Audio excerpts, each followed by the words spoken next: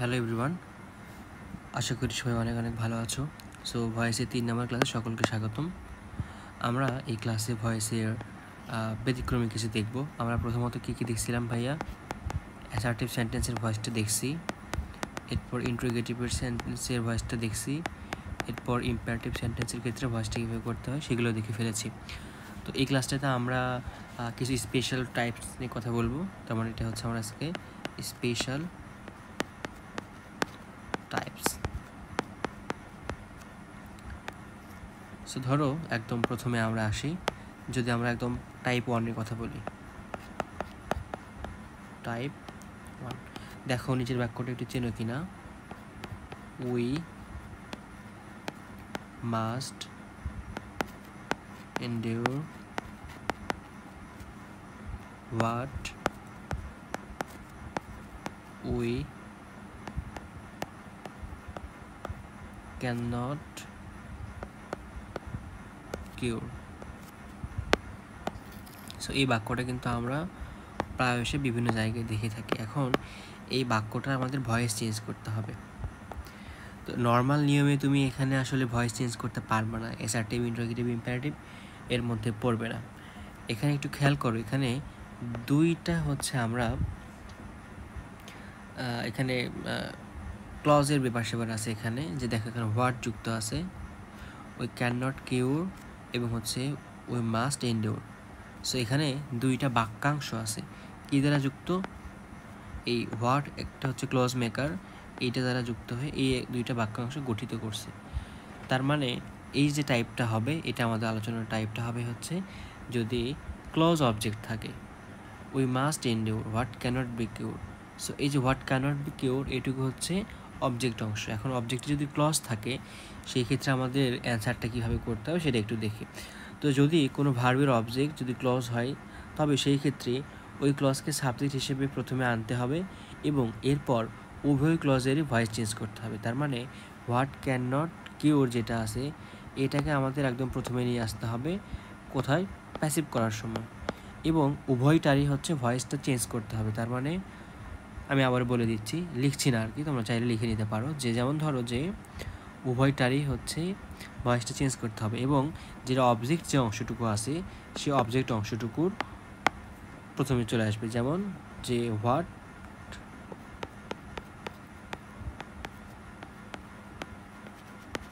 Can not কিউর, তো এটাকে voice change করতে হবে। তার মানে কি শুধু ক্যান নট কিউর লিখলে হবে না, can not be cured. Okay, voice change করলাম কিভাবে? একটা হচ্ছে অক্সিলারি ভার্ব নিয়ে আসলাম এবং ভার্বের V3 বসালাম, মাস্ট বি, তারপরে বাকি যা আছে এভাবে বসাবো। So must be endure, DURED। দেখো এইটুকুরও আমরা কিন্তু ভয়েস চেঞ্জ করলাম, এইটুকুরও ভয়েস চেঞ্জ করলাম। তার মানে এটা হচ্ছে 1 নাম্বার, এটা হচ্ছে 2 নাম্বার। সো 2 আগে আসলো ভয়েস চেঞ্জ করে, এরপরে তার 1 পরে হচ্ছে 1 আসলো ভয়েস চেঞ্জ করে। আশা করি বিষয়টা বুঝতে পারছি। তারপর আমরা কী করছি দেখো, যদি লিখি যে অবজেক্ট, সেটা হচ্ছে প্রথমে আনছি, এরপরে দ্বিতীয় ক্ষেত্রে দুইটা ক্লজ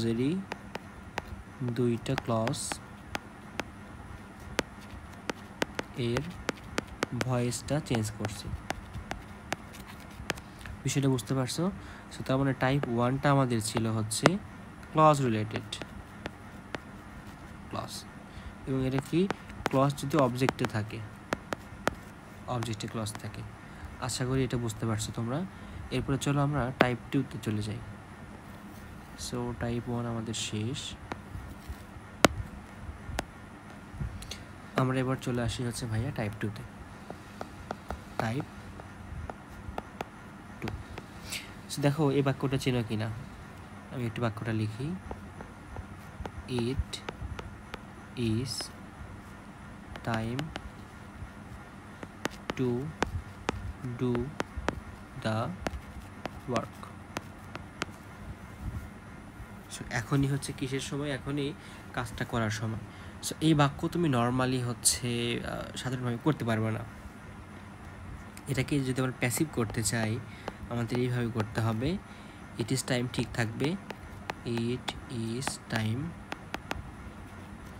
দ্যাট আসবে, তারপরে হচ্ছে ডু দ্য, তারপরে হচ্ছে ডু দ্য ওয়ার্কের এটুকু ভয়েস চেঞ্জ করতে হবে, তার মানে ওয়ার্ক শুড বি ডান। তাহলে কী হলো দেখো, যদি ইট ইজ বা ওয়াজ টাইম প্লাস হচ্ছে ইনফিনিটিভ থাকে, ইনফিনিটিভ কী জিনিস ভাইয়া? ইনফিনিটিভ হচ্ছে এই যে টু, এই টুটা হচ্ছে infinitive.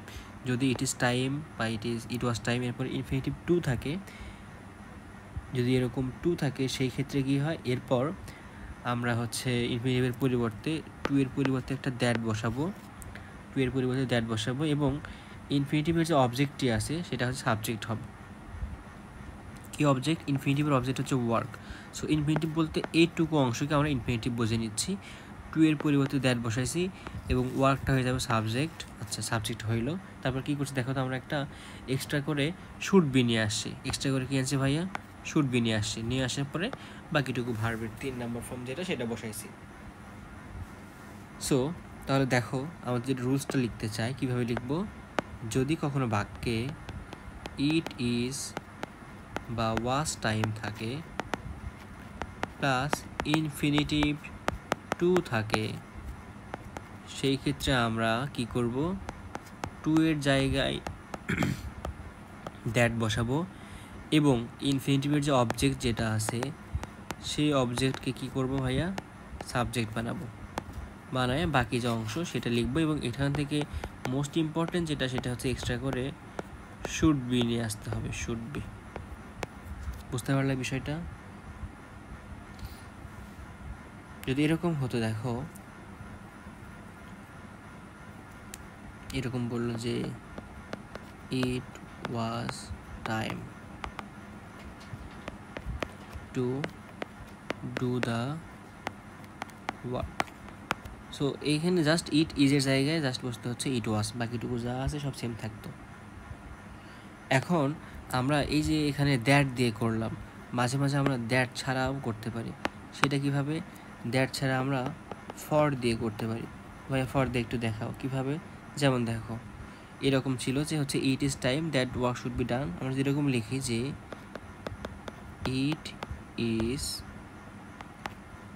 Time for the work to be done. So এইভাবে আমরা অ্যান্সারটা করতে পারি, হয় এইটা অথবা এইটা। বুঝতে পারছো? জাস্ট দ্যাটের জায়গায় ফর নিয়ে আসলাম, ওকে, এবং ফরের পরে আমরা হচ্ছে এখানে টু বি রাখলাম, ওকে। তারপরে এই যেটা হচ্ছে সাবজেক্ট ছিল, অবজেক্ট যেটা ছিল সেটা তো সাবজেক্ট হয়েছে। এই যে দ্য ওয়ার্ক যেটা ছিল সেই দ্য ওয়ার্কটা সাবজেক্ট হয়েছে, বা হচ্ছে আগের ওয়ার্ড। এটা ধর ইজি করে নিচ্ছি আমরা, বলবা নি ভাই এটা তো এভাবে হইলো না, বাকি যা আছে তাই। আশা করি এটা বুঝতে পারছো যে আমরা কি করলাম। জাস্ট হচ্ছে ইট ইজ বা ইট ওয়াজ সেটা ঠিক রাখলাম, তারপরে হচ্ছে দ্যাট বসালাম, তারপর ওয়ার্ক শুড বি ডান, অথবা যদি ফর বসাই তাহলে the work to be done. এখানে ফ্যাক্ট হচ্ছে টু বি ডান।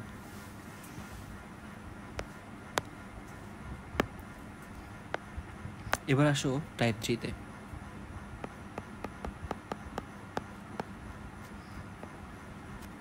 টাইপ 3 দেখো, এই বাক্যটাও চিনো, ইট is necessary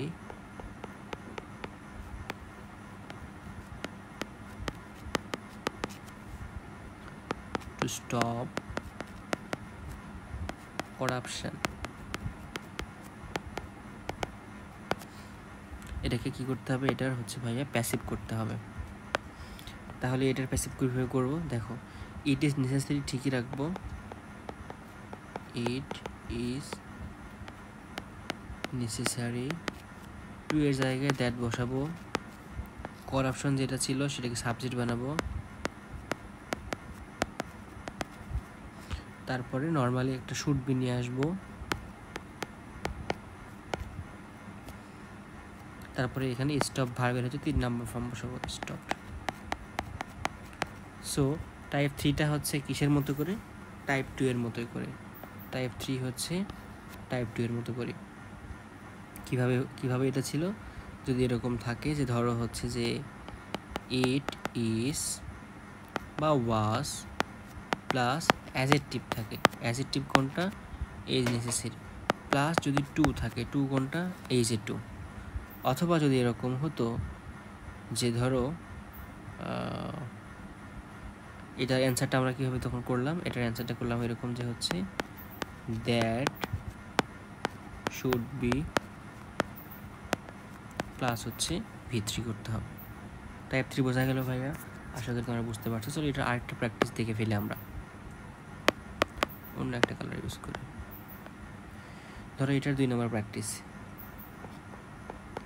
it is necessary to call in a doctor. So এটা যদি প্যাসিভ করতে চাই এইভাবেই আমরা করতে পারি। দেখো যে এই ডক্টর এটা যদি আমরা সামনে নিয়ে আসি তা হবে a doctor is necessary to be called in. So নর্মালভাবে হতো যে it is necessary that the doctor should be called. দেখো এই যে টাইপটা লিখলাম আমরা যে এই doctor is necessary to be called in, এটা একটা নতুন করে একটা রুলস আছে। কিভাবে, যেটা অবজেক্ট ছিল সেটাকে আমরা সামনে নিয়ে আসলাম, অবজেক্ট ডক্টরকে সামনে নিয়ে আসলাম, অবজেক্ট কার জায়গায়, ইট এর পরিবর্তে, ইট এর পরিবর্তে। আচ্ছা তারপরে কি দিলাম, তারপরে হচ্ছে টু বি দিলাম, দিয়ে হচ্ছে V3। দেখো ইটের পরিবর্তে ডক্টর, তাহলে এখানে ছিল ইট, ইট না দিয়ে দিলাম হচ্ছে ডক্টর ইজ নেসেসারি, বাকি টু বি কল্ড ইন যা আছে তাই। বোঝা গেল ভাইয়া বিষয়টা? আশা করি তোমরা টাইপ 3টা বুঝতে পেরেছো। এবার চলো আমরা টাইপ 4-এ চলে যাই।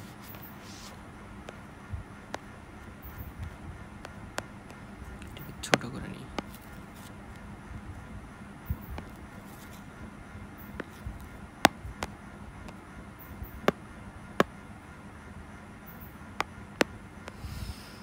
সো আমরা চলে আসলাম ভাইয়া হচ্ছে টাইপ 4-এ। দেখো এখানে আমরা কি পাই, he is decided to sell the house. এটা কি করতে হবে, প্যাসিভ করতে হবে। এটার অ্যান্সারটা এরকম করে হয়, দেখো একটু খেয়াল করো, হি ডিসাইডেড দ্যাট দ্য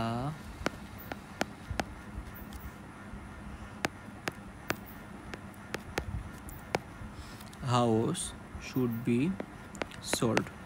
তাহলে কি হলো, দেখো এখানে যদি এরকম হয় যে তোমার ভার প্লাস ইনফিনিটিভ বা জিরান্ড থাকে, সেই ক্ষেত্রে প্রথম ভার পর্যন্ত ঠিকঠাক থাকবে। এখানে ধর ইজ নাই, he decided to sell the house, so প্রথম ভার পর্যন্ত ঠিকঠাক থাকে, মানে এই পর্যন্ত এটা ইটস ওকে, নো প্রবলেম। আচ্ছা ঠিকঠাক থাকলো, এটা সেম। এরপর কী ঘটলো, একটা এক্সট্রা আমাদের দ্যাট আসলো, আচ্ছা দ্যাট বসালাম। এরপরে দ্বিতীয় ভার্বে যে অবজেক্ট দ্য হাউস, এটা সামনে আসলো, দ্য হাউস এটা কী করলো ভাইয়া, সামনে আসলো, এবং তারপরে এক্সট্রা করে একটা শুড বি আসলো, এবং তারপরে V3 হলো। সো এটাও কিন্তু টাইপ 3 এর মতোই, যে শুরুরটুকু একদম সেম, শুরুরটুকু একদমই সেম, এবং চেঞ্জ হচ্ছে কোনটুকু, পরেরটুকু। তাহলে কি হলো, যদি এরকম হয় যে ভার্ব প্লাস ইনফিনিটিভ অথবা জিরান্ড,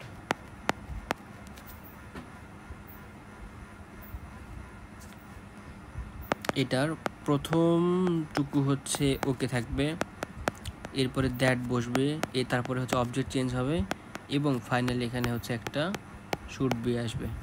সো দেখো আমরা কিন্তু সেম টাইপের মধ্যেই আসি, আমরা কিন্তু এখান থেকে বের হয়ে চলে যাইনি। সো যদি এরকম ধরো, যদি আরেকটা বাক্যের কথা বলি যে হি ওয়ান্টস টু বাই আ বুক,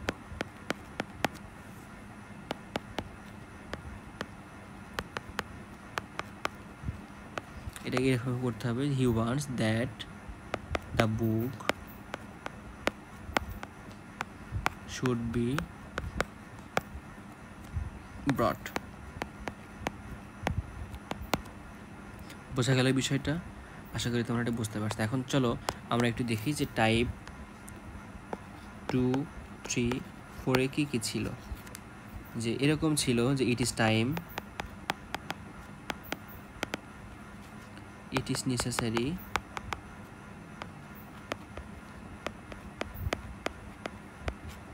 আরেকটা কি ছিল ভাইয়া, যে he decided. It is time তো বুঝি, ইট ইজ টাইমের পরে হচ্ছে টু ছিল, নেসেসারি, নেসেসারি পরে টু ছিল, হ্যাঁ এটা হচ্ছে ইনফিনিটিভ ছিল, টু ছিল, এবং ডিসাইডেডের পরে হচ্ছে এখানে নর্মালি একটা হচ্ছে টু আছে। সো এখানে হচ্ছে ওয়ান্স টু আছে। সো দেখো এই যে টুগুলো আছে, তার মানে এটা হচ্ছে ইনফিনিটিভ যুক্ত বাক্যের ক্ষেত্রে আমরা এই পরিবর্তনটা দেখছি। কি কি দেখলাম এখানে ভাইয়া? দ্যাট আসে, প্লাস হচ্ছে শুড বি আসে, প্লাস হচ্ছে V3 আসে। বোঝা গেল যে টাইপ 2, 3, 4 এর ক্ষেত্রে এই রুলসটা হচ্ছে ভাইয়া প্রযোজ্য। ওকে, এবার চলো আমরা চলে যাই আমাদের পরবর্তী গন্তব্যে টাইপ 5।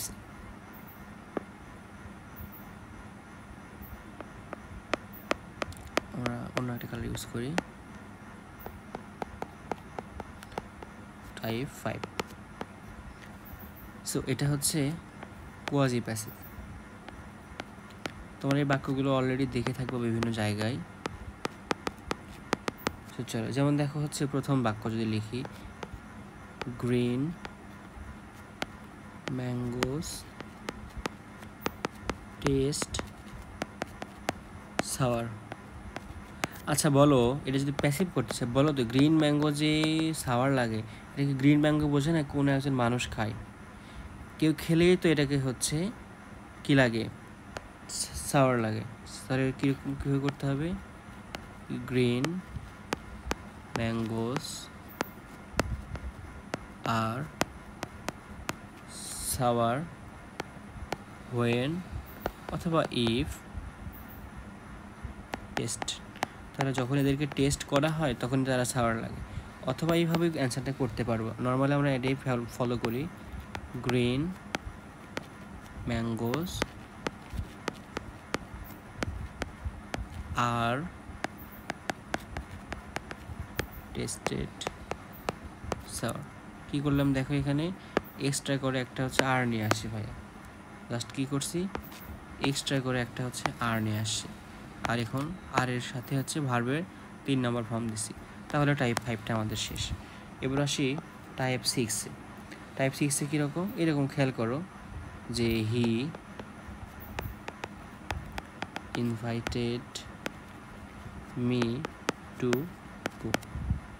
এটা যদি প্যাসিভ করতে চাই আমরা এভাবে করতে হবে যে I was invited to go by him.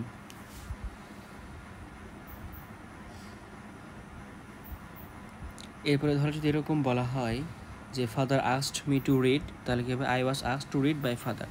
So এই 6 নম্বরের যে রুলসটা, এটা আমরা নাম দিচ্ছি দেখো ভার্ব প্লাস হচ্ছে object, right? So verb plus object, তারপরে হচ্ছে টু। যদি এরকম হয় তখন আমরা সেটাকে এভাবে অ্যান্সার করতে পারি। এরপরে আসি হচ্ছে টাইপ নাম্বার 7। দেখো, he wants me to take photograph. এটাকে প্যাসিভ করতে হবে। সো এভাবে করতে পারি আমরা। দেখো, he wants photograph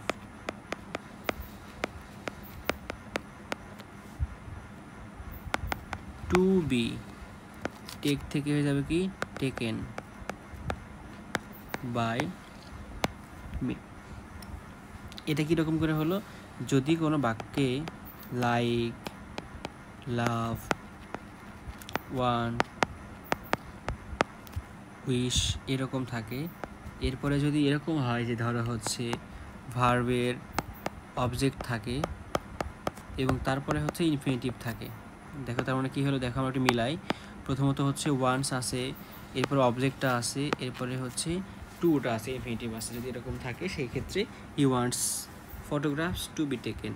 so he wants, এরপরে ফটোগ্রাফ সামনে আসলো, এতে to take, to be taken by me, এটা হচ্ছে পরে গেল। ধরো আবার এরকম যদি বলি, you like me two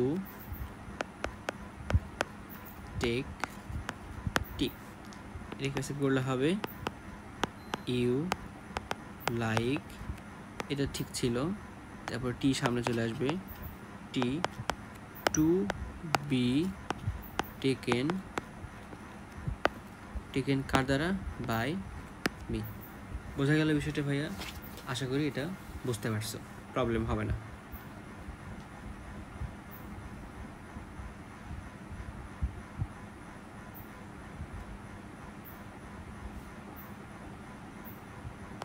so এরপরে আরেকটা বাক্য আমরা দেখব, যদি এরকম থাকে একটু খেয়াল করো, খুবই ইম্পর্টেন্ট। ধরো হচ্ছে 8 নাম্বার, বলা হলো হি ate rice and I eat, না সরি, আই ড্র্যাঙ্ক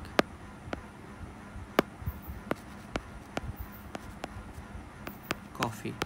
এটার প্যাসিভ করতে হবে। এখানে অ্যান্ড দ্বারা দুইটা বাক্য যুক্ত হয়েছে, সো দুইটা বাক্যের এখানে ভয়েস চেঞ্জ করতে হবে। হি অ্যাট রাইস, এটা কি হবে, rice was eaten by him.